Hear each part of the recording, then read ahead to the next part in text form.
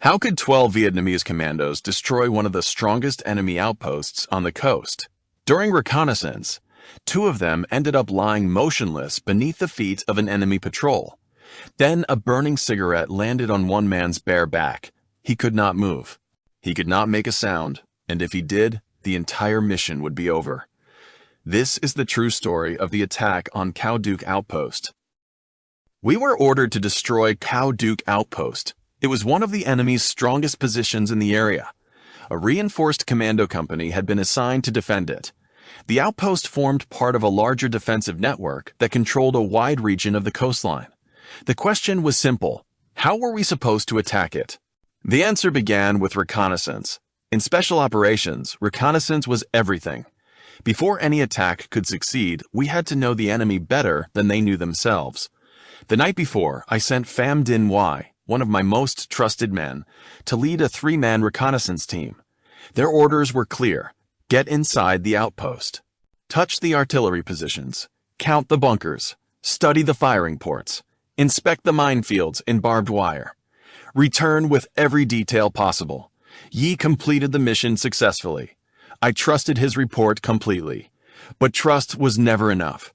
In special operations, every important piece of information had to be verified. And this battle was too important to leave anything to chance. That meant another reconnaissance mission.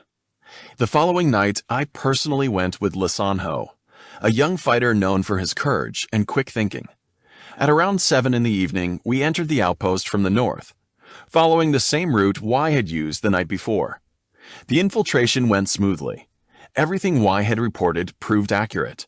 The bunkers, the defensive positions, the obstacles, the patrol patterns, all of it. Once the verification was complete, we decided not to leave the same way we had entered. Instead, we moved toward the southern side of the outpost. We wanted to explore an alternative route and, more importantly, find the best approach to the main bunker, the heart and soul of the enemy position. For most of the journey, everything remained quiet. Then, near the outer gate, trouble found us. After suffering repeated attacks, the enemy had strengthened security around all of their outposts. Additional bunkers had been built. More obstacles had been added. Patrols had become more frequent. The entrance was especially well protected. Every night, a squad left the outpost to conduct security patrols outside the perimeter. When they departed, a movable outer gate was closed behind them and secured with grenades. When the patrol returned, they had to give the correct password before the guards opened the gate. Only after every man was accounted for would they be allowed back inside. We had not discovered this routine during earlier reconnaissance, and unfortunately, we discovered it the hard way. Ho and I were nearly at the gate when the patrol returned. They were suddenly right in front of us. Too close to retreat, too close to hide.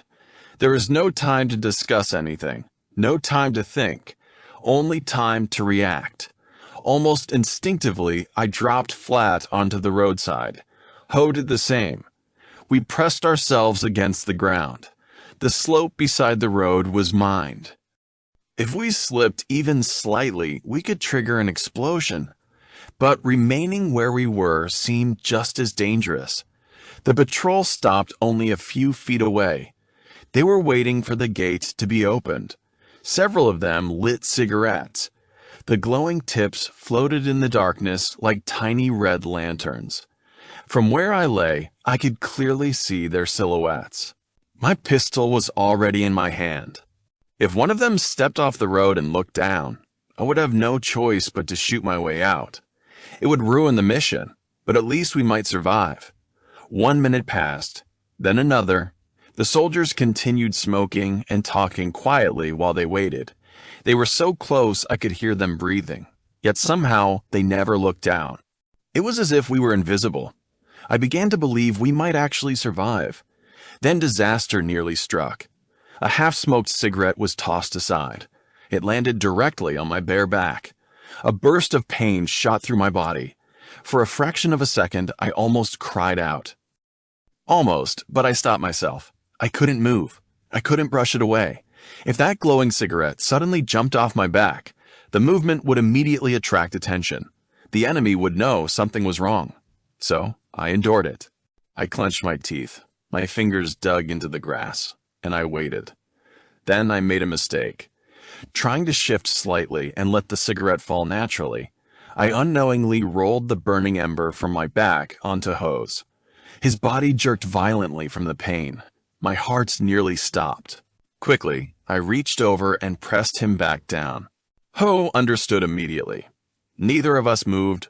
Neither of us made a sound. We simply endured. And eventually the cigarette burned itself out. The danger had passed, or so we hoped. At last, we heard the metallic click of a lock. The guard had recognized the correct password and opened the gate. One by one, the patrol filed back inside. The last soldier disappeared through the entrance. The gate was shut again. The guard carefully replaced the grenades, securing it, and returned to his post. Only when everything became quiet once more did Ho and I finally allow ourselves to breathe. "We made it," I whispered. Ho nodded.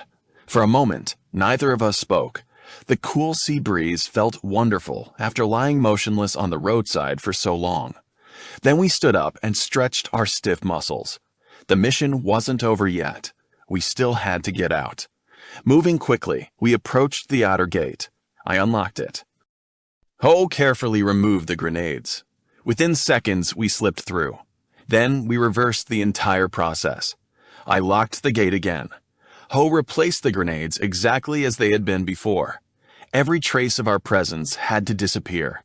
When we were satisfied, we moved a short distance away and lay on our backs beneath the night sky. For 3 full minutes, we simply breathed. Fresh air, freedom, life. Only then did we continue our journey home. Back at camp, the battle plan was approved almost immediately. The mission was simple.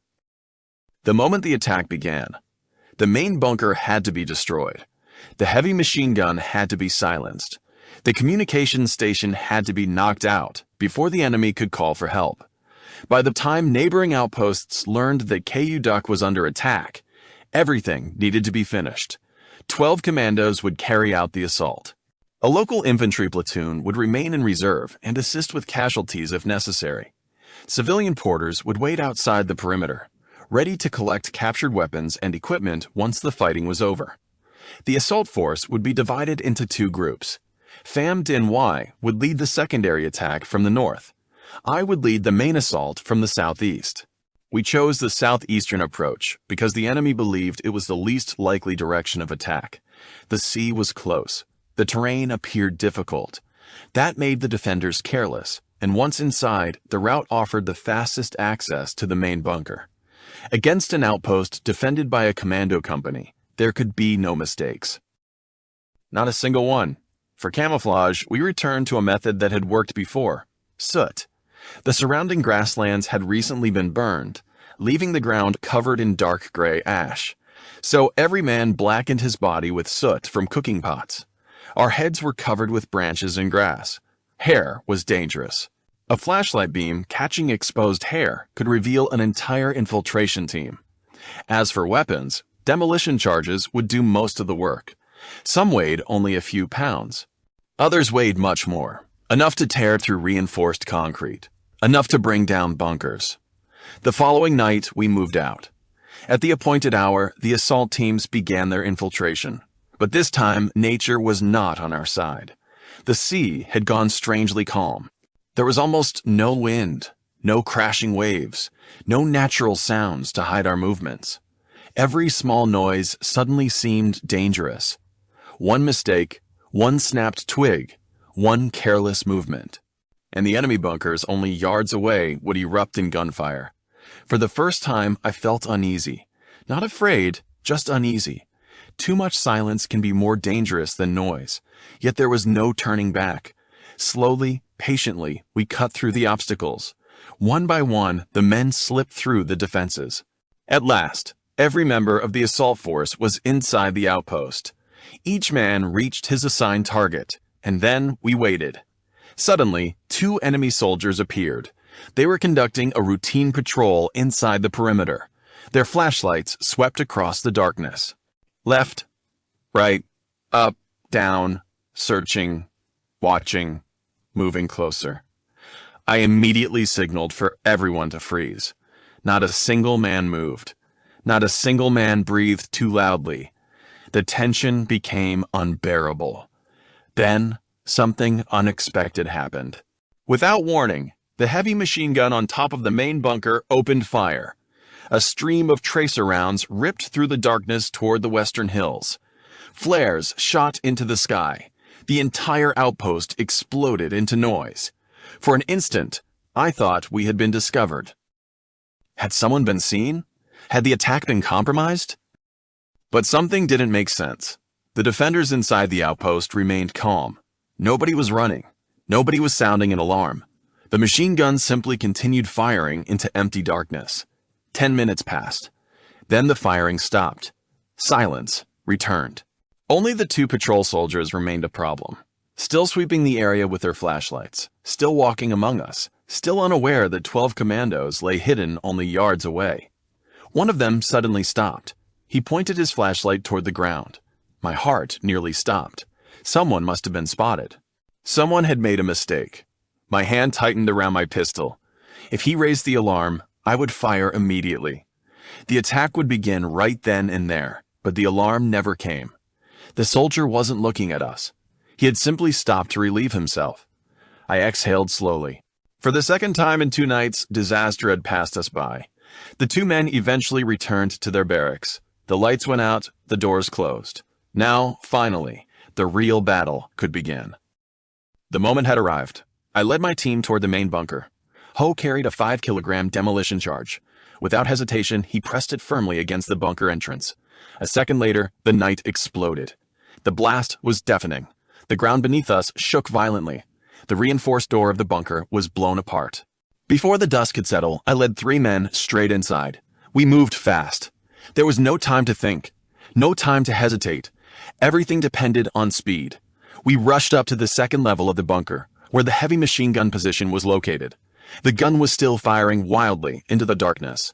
Tracer rounds streaked across the night sky. The gunner had no idea what was happening behind him. He was a large man, bare-chested, completely focused on spraying bullets around the perimeter. Then suddenly, I was standing right behind him. I raised my weapon and shouted, "Hands up!" The gunner froze. For a moment, he looked as if he couldn't believe what he was seeing. Then panic took over. He released the machine gun immediately. "Please, please don't kill me!" His voice trembled. "I surrender!" "Then take the gun apart," I ordered. "Now." The man obeyed instantly. A few moments earlier, that heavy machine gun had been the most dangerous weapon in the entire outpost. Now, it was nothing more than a pile of useless metal.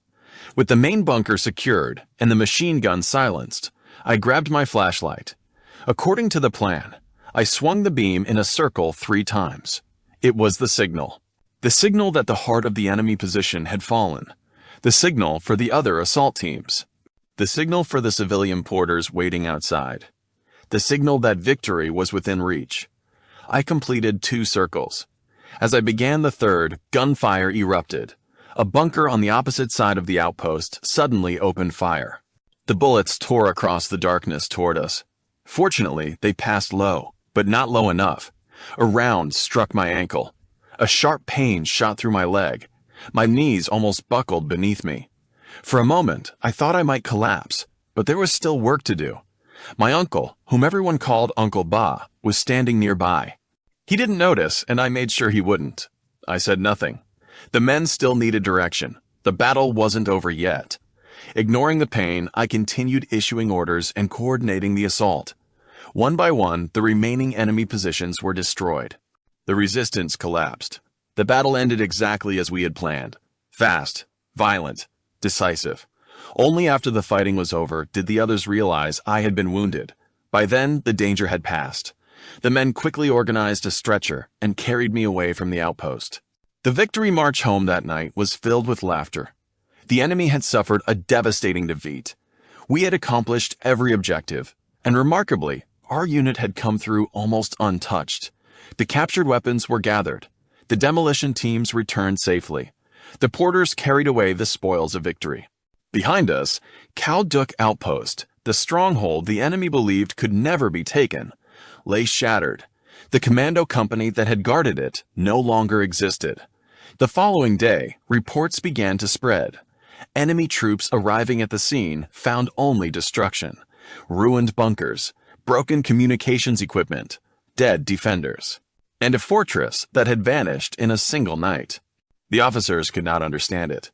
How had 12 Vietnamese commandos slipped inside one of their strongest positions? How had they reached the main bunker without being detected? How had an entire outpost disappeared before help could arrive? Those questions haunted them long after the smoke had cleared. For us, however, the answer was simple: patience, discipline, and the determination to finish the mission, no matter the cost. End of memoir.